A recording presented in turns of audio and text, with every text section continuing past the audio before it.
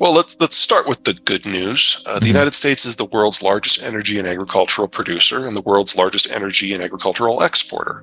That's a good start.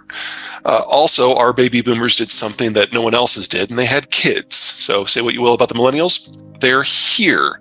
And that provides the United States with ballast in its consumption and its production now, and will provide ballast with its advanced production, its tech system, and its capital generation in 10 years. That's great. I mean, you can't screw that up. We'll try, but I don't think we're going to make it. Hmm. The biggest challenge the United States is going to have for the next 5 years is rebuilding that industrial plant, hopefully before the Chinese system completely implodes. I doubt we're going to make it. So we're going to have a simultaneous shock from product shortages. At the same time, we're trying to build that dirty word, inventory, to insulate us. At the same time, we're trying to build out everything about our manufacturing system. This is going to generate what will probably be the most inflationary period, at least since World War II. And it will last for at least 5 years. Now, while we could theoretically screw this up, this is probably also going to be the fastest growth that America has experienced since before the Civil War, because we're looking at just a massive expenditure to build out that asset class that's necessary for us to have the things that we want and need. We're doing this with the baby boomers retiring. We're doing this with Gen Z, the young kids coming in, and boomers were the largest generation we've ever had. Gen Z is our smallest one ever. So we already have a shortage of 400,000 workers a year in a time that we need to double the industrial plant. This is going to be rough. But on the backside of this, we'll have a more stable supply chain system that is largely within North America and is subject to North America things. That's not going to trigger a global trend. That's going to remove the United States from really caring at all about how foreign supply chains work. And that's going to leave us to other countries to either pick up the pieces or shrivel. Overall, I think you're on point. We're going to have shortages in a number of products because of what the Russians are, because the Russian stuff is being removed from the system. Right. Former Soviet commodities being dumped on the global market since 1992 are one of the two biggest reasons why inflation has been so low for the last 30 years. And that's completely going away.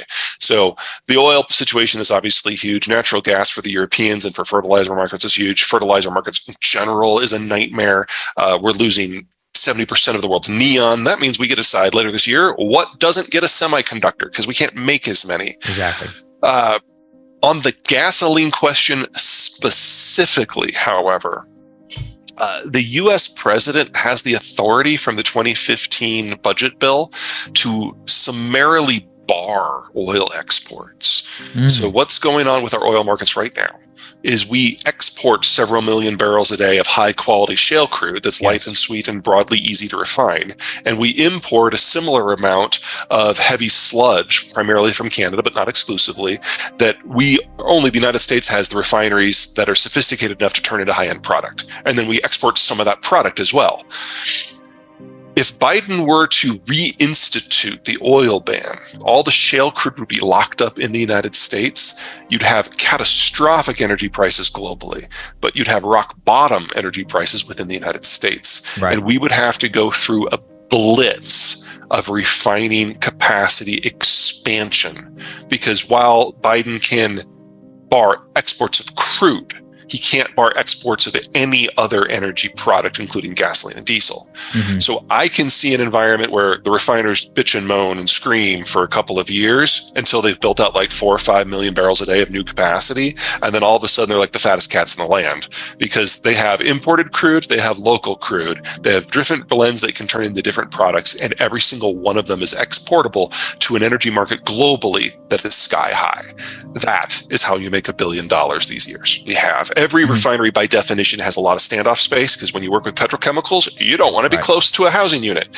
So we have seen, especially in Texas, significant build outs, and I can see new fractionating and distillation units being built at every single facility that can tap the shale market. That is largely Texas. And let me add something to your investment target, a fertilizer plant.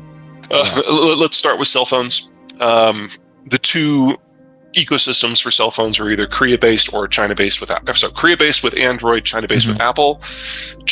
Apple has put 90% of its sourcing in the PRC, and every time that something has happened that has made them, maybe think twice about that, they've decided to double down. So they are the most exposed company in the world to the China collapse. So if you don't get the next iPhone, you're probably not going to have an iPhone for several years. Korea is a little bit better, but they have a system that is sourced throughout the East Asian Rim. They are also China dependent, not to the same degree, but Korea is one of those fast aging countries, arguably one of the top 3 fastest aging in the world. It's unclear how long they can maintain that system without the Americans helping, and it's not clear that the Americans want to. Steel's an issue. The Russians are the world's largest exporter of pig iron. Now, Russia plus Ukraine are the largest. Some countries, most countries, your Indias, your Chinas, your Frances, your Germanys, they do all of it in their own country. So they import the iron ore, they turn it into an intermediate product in a blast furnace, then they finally refine it into more advanced products. It's all there. They see it as a national security issue. The United States is the world's best steel recycler.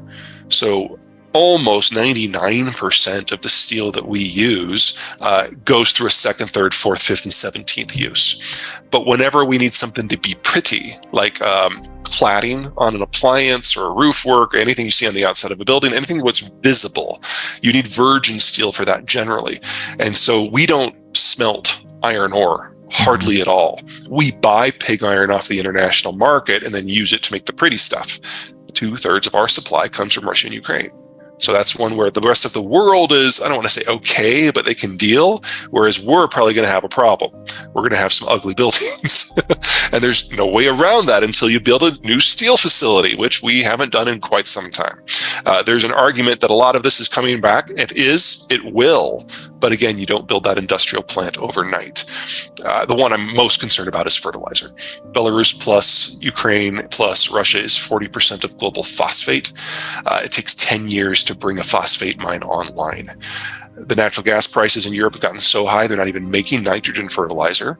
We're expanding that here, but that takes 3 years.